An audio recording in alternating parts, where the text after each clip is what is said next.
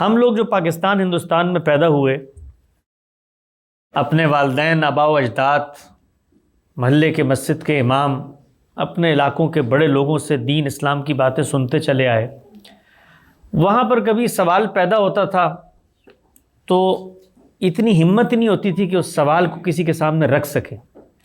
اور یہ معاملہ صرف دین کے معاملات میں نہیں ہوتا تھا، وہ دنیا کے معاملات میں بھی ایسے ہی ہوتا تھا.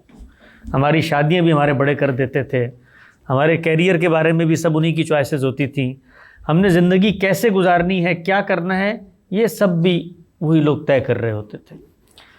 زمانہ بڑا بدل گیا ہے.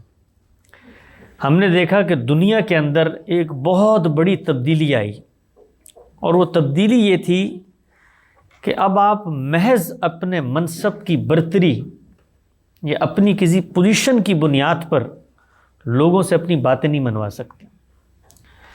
ایک زمانے تک مذہب کا ایک نہاب ہوتا تھا، مذہب کا ایک آسیب ہوتا تھا، مذہب کا ایک ڈر ہوتا تھا، اور کہا ہی جاتا تھا کہ بھائی تم نے اگر کوئی ایسا سوال کیا تو تم دائرہ اسلام سے خارج ہو جاؤ گے، لہٰذا اپنے ایمان کی حفاظت کرو اور ان وسوسوں کو، ان خیالات کو درود شریف پڑھ کے دل سے نکال دو. لیکن آج کا زمانہ ایسا ہے کہ اس زمانے میں لبرٹی، فریڈم، اپنے خیالات کا اظہار کرنا، اپنی چوائسیز بنانا، اور بغیر کسی خوف اور تردد کے جو کچھ تم سمجھتے ہو اس کو سوسائٹی میں ایکسپوز کرنا، اس کے لیے اب کوئی خارجی دباؤ اور حجاب باقی نہیں رہا. تو یہ معاملہ جس طرح باقی چیزوں میں اس وقت ہم بر صغیر کے مسلمانوں کو درپیش ہے کہ ہم اپنی مرضی سے اب اپنے بچوں کی شادی بھی نہیں کر سکتے، اپنی مرضی سے ان کے کیریئر کا فیصلہ بھی نہیں کر سکتے، تو یہی معاملہ اب ہے کہ ہم اپنی مرضی سے اپنے باپ دادا کی روایت کو اور مذہبی مقدمات کو اپنے بچوں سے منوا بھی نہیں سکتے. یہ حقیقت ہے. اس حقیقت کو اگر آپ نہیں مانتے تو آپ ریت میں اپنا سر دبا رہے ہیں. خارج میں یہ حقیقت روبہ عمل ہو چکی ہے. اور یہ بات بھی آپ لوگ یاد رکھیں کہ یہ معاملہ صرف مغربی ممالک کا نہیں ہے یا ویسٹ کا نہیں ہے. امریکہ میں آپ رہتے ہیں، برطانیہ میں آپ رہتے ہیں، کینیڈا، آسٹریلیا میں آپ رہتے ہیں، یہ معاملہ پورے عالم پر ہے. اس وقت پاکستان کی گلی محلوں میں بھی یہی معاملہ ہے. اس لیے کہ جو انقلاب دنیا میں آیا ہے وہ انقلاب سوشل میڈیا کے ذریعے، یوٹیوب کے ذریعے، انٹرنیٹ کے ذریعے گلی گلی میں، یہاں تک کہ آپ کے بیڈ روم میں پہنچ چکا ہے. اس کا رستہ آپ نہیں روک سکتے. تو اس دور میں اگر آپ نے اپنے بچوں کو، اپنی آنے والی نسلوں کو ایمان پہ قائم رکھنا ہے، میں شروع میں اس بات پہ اس لیے اتنا زور دے رہا ہوں کہ میں یہاں پر کسی فرقے کی تبلیغ کے لیے حاضر نہیں ہوا. میں یہاں پر کسی شخصیت کی قدر یا عظمت آپ لوگوں کے دلوں میں بٹھانے کے لیے حاضر نہیں ہوا. میں یہاں پر یہ درد لے کر حاضر ہوا ہوں کہ ہم لوگ اپنے بچوں کو دیوبندی، بریلوی، حنفی، شافعی بنا کے بچانا چاہتے ہیں، اور میں آپ کو یہ بتا رہا ہوں کہ ان کے ہاتھ سے دین ریت کی طرح نکلتا چلا جا رہا ہے. یعنی ہماری خواہشات یہ ہیں کہ ہم ان کو اپنے مسلک پہ رکھیں، اپنے باپ دادا کے فرقے پہ رکھیں. اور چیلنج اتنا بڑا درپیش ہے کہ جس مذہب کے وہ فرقے ہیں اس مذہب پر ریزننگ اور ریشنلٹی اور لاجک کی بنیاد پہ انہیں کھڑا رکھنا عملاً ممکن نہیں رہا. اب یہ حقیقت ہے. اس حقیقت کو میں آپ سے یہ دیانتداری سے عرض کرتا ہوں بطور نوجوان کے. بہت سارے والدین ہوں گے، ان کو یہ اندازہ ہوگا کہ شاید ہمارے بچے تو اس کا اظہار نہیں کرتے. جس دن یہ شعوری پریشر ان سے اٹھ گیا کہ ہماری شناخت کا سوسائٹی میں مسئلہ ہوگا، کہاں جائیں گے گھر چھوڑ کے، مالی معاملات کیا ہوں گے، یہ جو دل اور ضمیر کی آواز ہوتی ہے، انسان کبھی بھی منافقت میں نہیں جی سکتا. وہ آپ کے گھر سے نکلے گا، جہاں اس کو موقع ملے گا وہ وہاں اس کا اظہار کرے گا.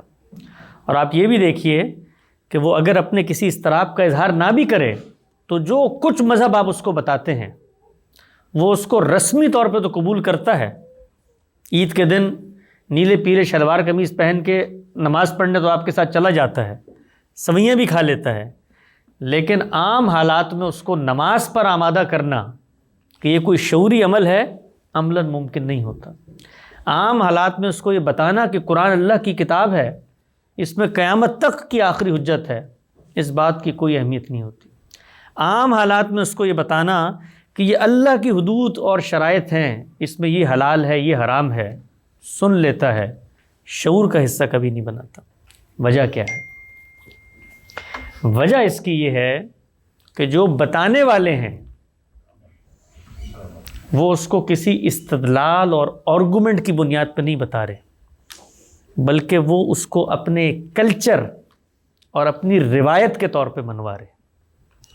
تو دنیا میں جب آپ اس ناتوانی کی جگہ پر کھڑے ہو جائیں، اس کمزوری کی جگہ پہ کھڑے ہو جائیں کہ آپ کی گفتگو کے پیچھے استدلال نہ ہو، تو اس بات کی کوئی اہمیت باقی نہیں رہتی۔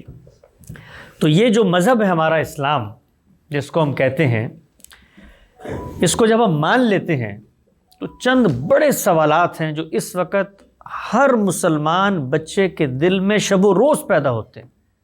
میں چند سوالات آپ کے سامنے رکھ دیتا ہوں۔ مثلا میں اپنے بچے کو یہ بتاتا ہوں، وہ یہاں غیر مسلم ملک میں موجود ہے، شب و روز اس کا غیر مسلموں کے ساتھ انٹریکشن ہوتا ہے، وہ مجھ سے آ کر سوال کرتا ہے کہ یہ بتائیے کہ یہ جو بچے میرے ساتھ موجود ہیں، جو مجھ سے اپنا لنچ بھی شیئر کرتے ہیں، میں جن کے کام کرتا ہوں، میرے ریلیجیس بلیف کو اکوموڈیٹ کرنے کے لیے بریک بھی دیتے ہیں، مجھ سے نرمی سے بات بھی کرتے ہیں، وعدے کو بھی پورا کرتے ہیں، نرمی سے گفتگو کرنے کے ساتھ ساتھ اخلاقیات پہ کھڑے ہونے کے ساتھ ساتھ وہ اچھے شہری بھی ہیں، قانون کی پاسداری بھی کرتے ہیں، کیا یہ لوگ جنت میں جائیں گے کہ جہنم میں جائیں گے؟ یہ سوال پوچھتے ہیں بچے کہ نہیں پوچھتے؟ ہمارے پاس اس سوال کا کیا جواب ہوتا؟ اچھا، آگے بڑھ کے ان کو کوئی غیر مسلم یہ کہے کہ بھائی تم جو کچھ ہمارے بارے میں سمجھتے ہو سمجھتے رہو، لیکن یہ بتاؤ کہ اگر ہم تمہاری دعوت کے قائل ہو جائیں، جو کچھ تمہارے والدین کا مذہب ہے، جو کچھ تمہارے پیغمبر لے کر آئے ہیں، مان لیں اس کو، اور آج کھڑے ہو کے اعلان کر دیں کہ ہم مسلمان ہیں، اور کل ہمیں کوئی بات سمجھ میں نہ آئے اور ہم یہ کہیں کہ نہیں ہم تو واپس اسلام کو چھوڑ کے اپنے مذہب میں جانا چاہتے ہیں، تو بتاؤ تم ہمارے ساتھ کیا کرو گے؟ تو اس سوال کا جواب ہمارے پاس کیا ہوتا ہے کہ ہمارا دین تو یہ کہتا ہے کہ جس نے اسلام کو اپنانے کے بعد چھوڑا اس کی گردن اڑا دی جائے گی۔ من بدل دینہ فاقتلوہ، میرے پیغمبر نے فرمایا کہ جس نے دین چھوڑا۔ آپ نے کبھی غور کیا ہے کہ یہ جو جملے ہم اپنی زبان سے ادا کر رہے ہوتے ہیں، اس کے پیچھے کانسیپٹ کیا ہوتا ہے؟ یعنی آپ میرے پاس آتے ہیں اور آپ آ کے مجھے کہتے ہیں بھائی آپ کی بات کل مجھے سمجھ میں آئی تھی، میں نے مان لی، آج سمجھ میں نہیں آ رہی، تو میں آگے سے کہوں کہ اگر آپ کو سمجھ میں نہیں آ رہی تو میرا دین یہ کہتا ہے کہ جس کو میری بات سمجھ میں نہ آئے اور وہ انکار کر دے اس کو پھر مار دینا چاہیے۔ یعنی اس سے زیادہ کمزور جگہ کوئی دنیا میں ہو سکتی ہے؟ اس کا مطلب یہ ہے کہ آپ کے پاس سمجھانے کا کوئی استدلال ہی نہیں ہے۔ اس کا مطلب یہ ہے کہ جب آپ کی بات سے کوئی انکار کر دے تو آپ کے پاس ایک ہی ذریعہ ہے کہ آپ اس کو زمین کے پیٹ سے ملیا میٹ کر کے ختم کر دیں، اور یہ ہمارے دین کی ہدایت کہہ کے بیان کی جاتی۔ اس سے آگے بڑھ کے یہ جو غیر مسلم موجود ہیں، یہ مر بھی جاتے ہیں، مر تو سب کے رشتہ دار جاتے ہیں، کہ اس موقع پر کہ جس موقع پر دنیا کی اخلاقیات کچھ تقاضے کرتی ہے، جب کوئی مرتا ہے تو کچھ اخلاقیات کے تقاضے مذہب سے اوپر اٹھ کے کہ بھائی اس کے رشتہ داروں سے ہمدردی کا اظہار کرو، ان کے لیے کوئی دعا خیر کے کلمات کہو، تو کیا کسی غیر مسلم کے لیے دعا بھی کی جا سکتی ہے کہ نہیں کی جا سکتی؟ تو ہمارے پاس اس کا کیا جواب ہوتا؟ ہم کہتے ہیں کہ نہیں، یہ تو ممنوع ہے، یہ تو منع ہے، یہ تو حرام ہے۔ ہمارے ہاں جب کسی مسئلے پر گفتگو کی جاتی ہے تو اس میں یہ اصطلاح آپ نے بچپن سے سنی ہوگی، حرام ہے، حرام سنی ہے نا، حرام ہے، حرام۔ اس کا کیا مطلب ہوتا ہے؟ یعنی دنیا میں جب ہم کوئی سوال کرتے ہیں، کسی قانون سے سوال کرتے ہیں، تو وہ قانون پہلے ہمیں ریزننگ بتاتا ہے۔ یعنی یہ دنیا میں کہیں نہیں لکھا ہوا کہ ٹریفک کی بتی اگر لال ہو جائے تو کراس کرنا حرام ہے۔ کہا جاتا ہے کہ بھائی جب تمہاری ٹریفک کی بتی لال ہے دوسری طرف سفید ہے، وہاں سے گاڑی آ رہی ہوگی، تمہاری گاڑی جائے گی، ٹکرا جائے گی، اس لیے ہم تمہیں روک رہے ہیں کہ کسی کی جان نہ جائے۔ تو ہمارے ہاں فتوے کی زبان میں اور اس تحکم کی زبان میں کہ آگے سے اس کے پاس بولنے کے لیے کچھ باقی نہ رہے، یعنی ہم کہیں رسول اللہ نے اس کو حرام کیا ہے، تو آپ مجھے بتائیے کہ ایک بیچارہ بچہ، ایک نوجوان، ایک اکیلا تنہا مسلمان کیا اتنی ہمت بھی رکھتا ہے کہ وہ ذرا پوچھے کہ بھی رسول اللہ نے حرام کیا ہے تو اس کی وجہ کیا ہے؟ تو ہم ان اصطلاحات میں اس کے سوالوں کو دبا دیتے ہیں۔ یہ چند چیزیں میں نے آپ کے سامنے پیش کی ہیں، ایک لمبی فہرست ہے، لمبی فہرست، خود دین پر آ جائیں، دین کے جو احکامات آپ کو بتائے جاتے ہیں ان کے بارے میں سب روز سوالات پیدا ہوتے ہیں۔ تو یہ جو بنیادی مسائل ہیں، چند کی طرف میں نے اشارہ کیا، چونکہ پورے دین کے اوپر بیٹھیں اور میں ایک حکم کی علت بتاؤں، اس پہ ریزننگ بتاؤں، لمبا وقت درکار ہے، لیکن یہ بنیادی سوال کہ غیر مسلموں کے ساتھ کیا معاملہ ہوگا، پھر اس سے آگے بڑھ کے ہمیں یہ پڑھایا جاتا ہے، یہ سکھایا جاتا ہے۔ ہم لوگ جمعہ پڑھنے جاتے ہیں مسجدوں میں، کبھی اپنے بچوں سے یہ پوچھیں کہ جو خطبہ پڑھا جاتا ہے، پڑھتے ہیں نا ہر دفعہ جمعہ میں خطبہ پڑھتے ہیں تو ہم خطبے میں کیا دعا کر رہے ہوتے ہیں؟ ہم ہر جمعے میں دنیا کی ہر مسجد کے امام کی زبان سے سنتے ہیں، یا اللہ ہمیں کفار پہ غلبہ عطا فرما، اور پھر ہم یہ کہتے ہیں کہ ابھی تو ہمارا برے دن چل رہے ہیں، ورنہ بڑے لمبے عرصے تک ہم نے اس غلبے کو انجوائے بھی کیا ہے، اور انشاءاللہ جب ہمیں وقت ملے گا تو پھر سے لال قلعے کے اوپر اسلام کے جھنڈے لہرائے جائیں گے۔ یہ بچپن سے ہم سنتے چلے آئے ہیں۔ تو یہ وہ بیگیج ہے جو ہمارے یہ مسلمان نوجوان بچے لے کے اپنے ساتھ پورا دن پھر رہے ہوتے ہیں، اور ہمارے پاس ان کو مطمئن کرنے کے لیے سوائے اس کے کوئی جواب نہیں ہوتا کہ اللہ کا حکم ہے، اللہ کے رسول کی بیان کردہ حرمت ہے، زیادہ سوال کرو گے تو دین سے باہر ہو جاؤ گے، اور آخر کار جب کچھ سمجھ میں نہیں آتا تو پھر کیا کرتے ہیں ہم؟ کوئی نیک شریف بچی ڈھونڈتے ہیں کہ شادی کریں گے تو شاید ہو سکتا ہے مصروف ہو جائے، سوال ویسے ہی ختم ہو جائیں اس کے۔ تو آخری سولوشن ہمارے پاس یہی ہوتا ہے، اس کے علاوہ کچھ نہیں ہوتا۔ بھئی شادی سے پہلے کچھ دماغ پھرا ہوا ہے، اس کو کسی کھونٹے سے باندھیں گے تو اور مسائل پیدا ہوں گے، شاید اس سے وہ دور ہو جائے۔ لیکن آپ یاد رکھیں، غلطی کبھی بھی بانجھ نہیں ہوتی۔ بانجھ کا مطلب ہوتا ہے جو بچے نہ دے سکے۔ آپ نہیں جواب دیں گے تو آگے اس کی نسل پیدا ہوگی۔ یہ ٹرکل ڈاؤن ایفیکٹ ہے جو پھر نسلوں میں چلتا ہے، اور اس کا نتیجہ کیا نکلتا ہے کہ ہم لوگ تو مجبور ہیں، ملکوں میں واپس جانا ہوتا ہے، اپنے ماں باپ کو شکلیں دکھانی ہوتی ہیں، وہاں پر تعلقات رکھنے پڑتے ہیں، مسلمان کی شناخت ہے، سوسائٹی میں جیتے ہیں، کھانے کھاتے ہیں اس کی بنیاد پہ۔ لیکن یہ جو اگلے لوگ ہیں ان کا اس میں سے کوئی بھی فیئر اور اسٹیک نہیں ہے، تو نتیجہ صرف ایک نکلے گا، دین ہاتھ سے نکل جائے گا۔ اس دین کو بچانا ہے تو آگے بڑھیں، اور آگے بڑھ کے دنیا میں جو شخص سمجھانے کی جگہ پہ کھڑا ہوا ہے اس سے سمجھنے کی کوشش کریں۔ اگر ہم نے تعصبات کے تحت رہ کر اور اس چیز کو سامنے رکھ کے کہ پاکستان میں رشتہ دار کیا کہیں گے، یہ جو نیا گمراہ فرقہ آیا ہوا ہے غامدی لوگوں کا، اس کو سننا شروع کر دیا تم نے، کیا کہیں گے لوگ کہ ہمارے علماء، ہمارے بزرگ، ہمارے آبا کی روایت ختم ہو گئی تھی۔ میں آپ سے دیانتداری سے یہ عرض کر رہا ہوں، آپ اپنی شناخت اور فرقہ بچا رہے ہوں گے اور یہاں پہ دین چلا جائے گا۔ تو یہ بڑا کھوٹے کا سودا ہے جو بالعموم مسلمان کرنے پہ آمادہ ہوتے ہیں۔ تو میں آپ حضرات کو نہایت ہی مختصر انداز میں یہ بتانا چاہتا ہوں کہ یہ جو کچھ خیالات پیدا ہوتے ہیں اور جن کا ہمارے پاس کوئی جواب نہیں ہوتا، آپ یقین جانیے کہ اللہ تعالیٰ یہ کہتے ہیں کہ میں نے پیغمبر کا سلسلہ بند کر دیا۔ آج اگر پیغمبر زندہ ہوتے تو ہم سب جاتے اور دستبستہ ان کی بارگاہ میں کھڑے ہو کر کہتے کہ اے اللہ کے پیغمبر، ہمارے ذہنوں کو مطمئن کیجیے، ہمارے بچے یہ باتیں ہم سے پوچھتے ہیں، ہمیں اس کا استدلال بتائیے۔ لیکن پیغمبر تو دنیا میں ہے نہیں، پیغمبر دنیا میں نہیں ہے، لیکن پیغمبر کی بات دنیا میں موجود ہے، پیغمبر سے جو اللہ نے مکالمہ کیا تھا وہ ہمارے ہاتھوں میں موجود ہے۔ ہم لوگ، یہ سچی بات ہے، سچی بات عرض کرتا ہوں، اس کتاب کو اتنی اہمیت بھی نہیں دیتے جتنی اہمیت ہم اپنے رسمی سلیبس کی کسی فنی موضوع کی ٹیکسٹ بک کو دیتے ہیں۔ یعنی ہمیں یہ تو پتہ ہوتا ہے کہ یہ کتاب میتھس پڑھا دے گی بچے کو، کل گروسری لینے جائے گا تو کم سے کم حساب آ جائے گا۔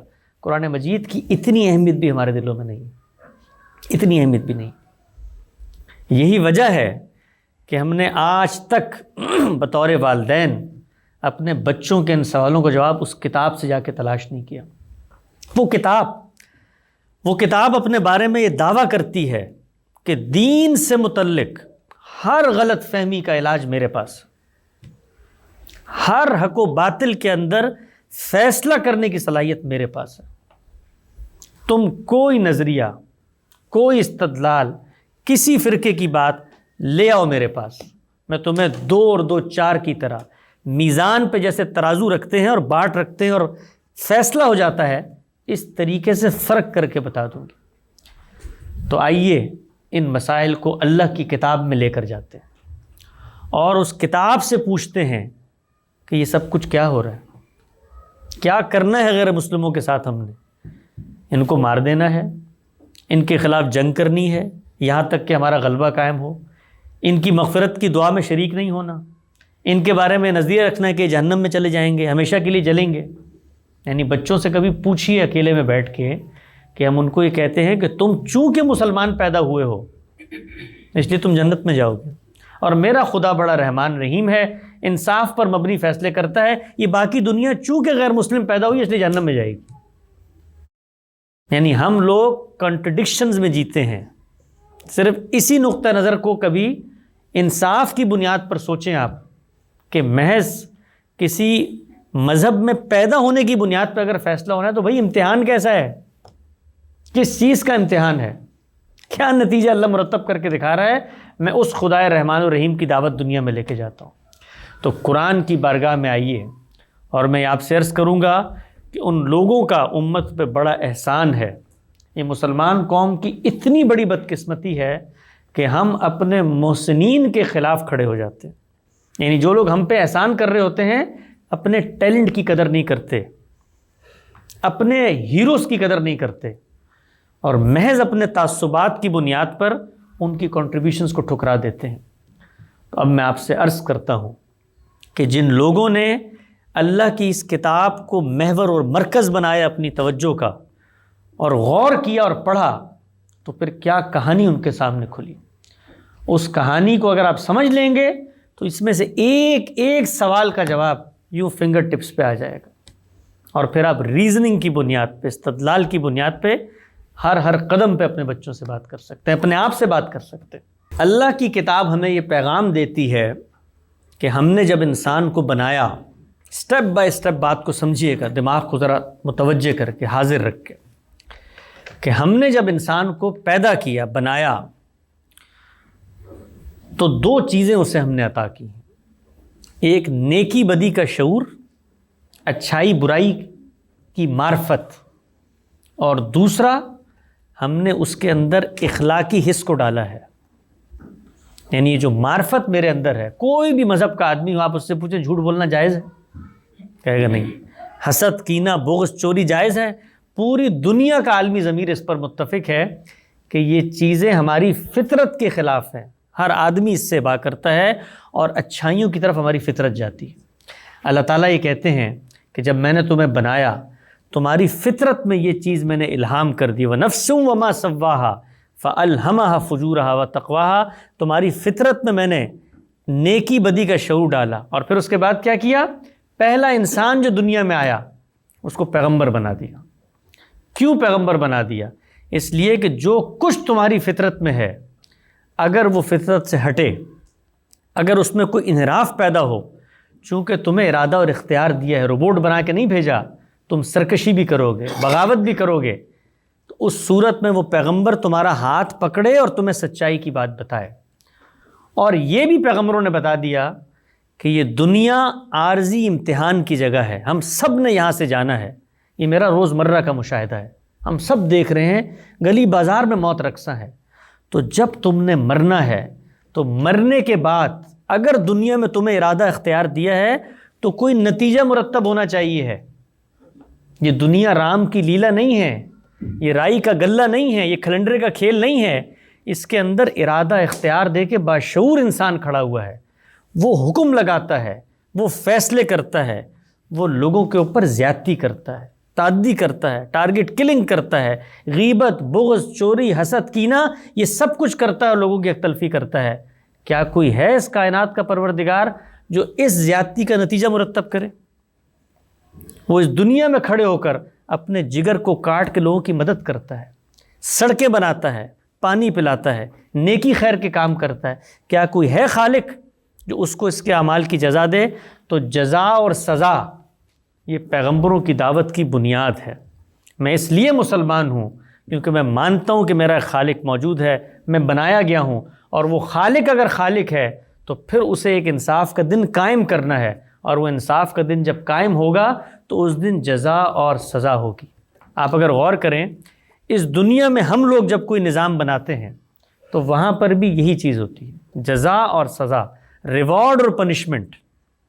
باہر نکل کے دیکھیں، ہر عمل پہ یا ریوارڈ ہے یا پنشمنٹ ہے۔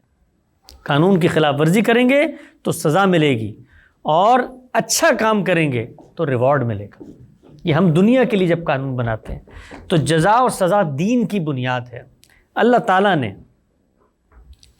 یہ چاہا کہ میرے بندوں میں سے کوئی بھی اس امتحان میں فیل نہ ہو، تو انہوں نے کیا کیا کہ جو کچھ انہوں نے آخرت میں کر کے دکھانا ہے، جزا و سزا، اس کو دنیا کے اسٹیج پہ انسانوں کے سامنے اس کا ایک ٹریلر، اس کا ایک ریپلیکا، اس کا ایک ٹیزر، اس کی ایک فلم تاریخ کے پردے پہ یوں پوری انسانیت کو بنا کر دکھا دی کہ دیکھو اس دنیا میں اپنے پیغمبروں کو بھیجتا ہوں، وَلِكُلِّ أُمَّةٍ رسول، ہر امت کے لیے ایک رسول ہے۔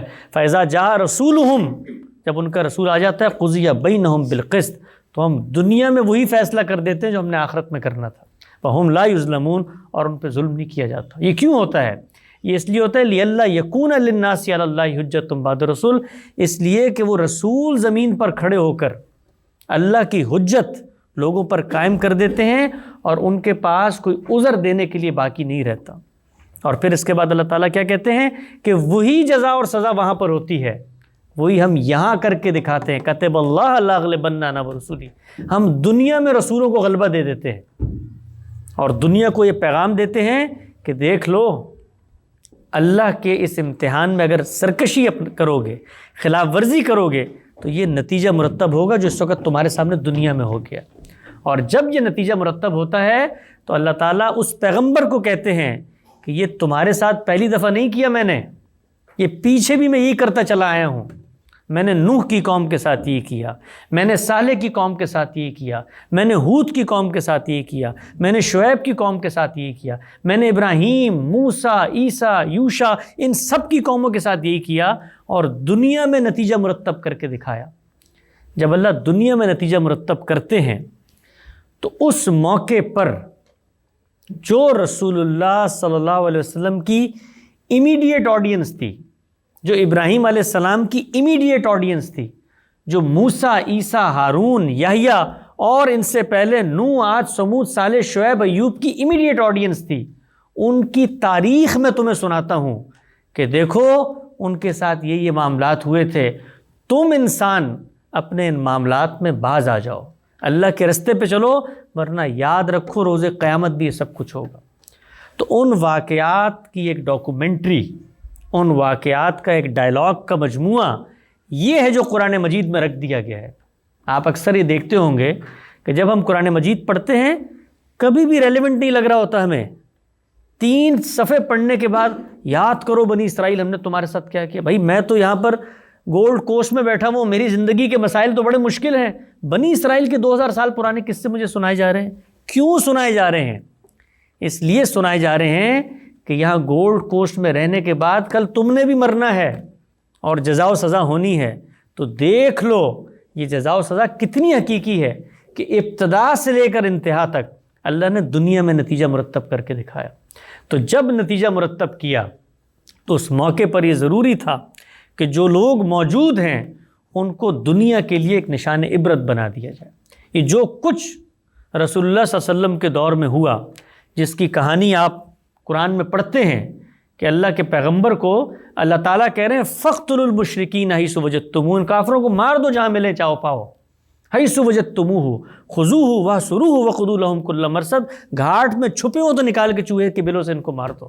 یہ آپ پڑھتے ہیں، یہ آپ پڑھتے ہیں کہ رسول اللہ نے فرمایا اُمِرْتُ أَنْ أُقَاتِلَ النَّاسَ حَتَّىٰ يَقُولُوا لَا إِلَٰهَ إِلَّا اللَّهُ، مجھے حکم دیا گیا ہے کہ میں قتال کروں جب تک یہ کلمہ نہ پڑھ لیں۔ آپ نے سنا ہوگا کہ رسول اللہ نے فرمایا کہ میرا رزق جعل اللہ رزق ذات ظل رمی، تلواروں کے سائے میں میرا رزق رکھ دیا گیا ہے۔ وَجَعَلَ الصِّغَارَ عَلَىٰ مَنْ خَالَفَ أَمْرِي، اور ہر اس شخص کے لیے ذلت اور رسوائی ہے جو میری مخالفت کرتا ہے۔ مَنْ تَشَبَّهَ بِقَوْمٍ، جو ان قوموں کی طرح ہوگا فَهُوَ مِنْهُمْ، انہی میں سے ہوگا۔ تو اللہ کے پیغمبر کی جو آڈینس تھی ان میں پیغمبر نے 23 سال رہ کر 800 کی آبادی تھی مکے کی ابتدا میں، ان کو بتایا، ان کو دکھایا، ان کو خدا کے معجزات سے روشناس کروایا، قرآن انہیں پڑھ کے سنایا۔ عرب کے صحراؤں میں رہنے والے ایک ایسے شخص نے کہ جس نے پہلے کبھی کسی موضوع پہ گفتگو نہیں کی تھی اس طرح کی، ان کو بتایا یہ کائنات کی حقیقتیں ہیں، باز آ جاؤ۔ جب اس قوم نے باز آنے سے انکار کر دیا تو زمین پہ اس کا فیصلہ کیا۔ کس نے کیا؟ اللہ نے کیا۔ اللہ نے فرمایا پیغمبر کو وما رمیت اذ رمیت وما کن اللہ رہا، تم نے مٹی نہیں پھینکی ہے پیغمبر، میں نے پھینکی ہے۔ وما قتلوہ وما صلبوہ، وہ کچھ نہیں کر سکے ہمارے پیغمبروں کے سامنے، تم نے قتل نہیں کیا، اللہ نے قتل کیا۔ بدر میں فرشتے اترے، احزاب میں ہوائیں آئیں، اور خندق میں اللہ کی تائید اور نصرت پہنچی، اس سے دنیا میں فیصلہ ہوا۔ تو اللہ کی جزا و سزا کا ایک ریپلیکا اور ٹریلر کی داستان ہے جو قرآن میں لکھ دی گئی ہے۔ اس داستان کی اسپیسیفک آڈینس کے بارے میں گفتگو ہو رہی ہے کہ اب یہ اس جگہ پر پہنچ چکے ہیں کہ اللہ کے عتاب کا شکار ہوں گے، ان سے دوستی کرنے کے بارے میں مت سوچنا، کیونکہ یہ جانے والے ہیں دنیا سے۔